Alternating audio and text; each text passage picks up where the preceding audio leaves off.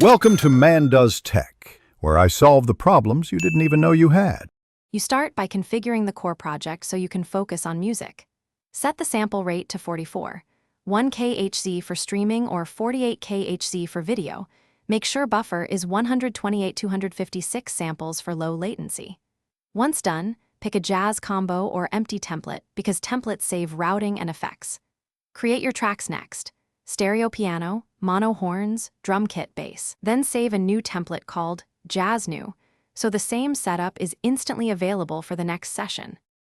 Now capture performances efficiently so you keep creative momentum. Arm tracks and enable cycle mode for 8 to 16 bar loops.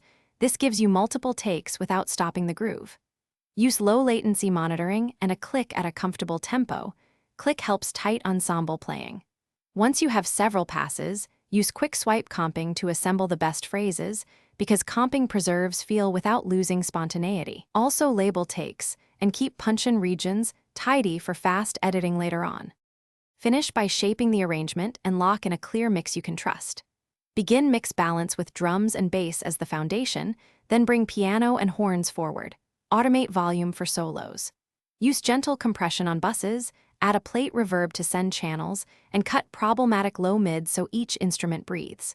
When satisfied, bounce stems and a final stereo mix at your chosen sample rate. If something goes wrong, reload an earlier version from the project backups to restore a working state quickly. Thanks for watching. If you found this helpful, don't forget to like and subscribe.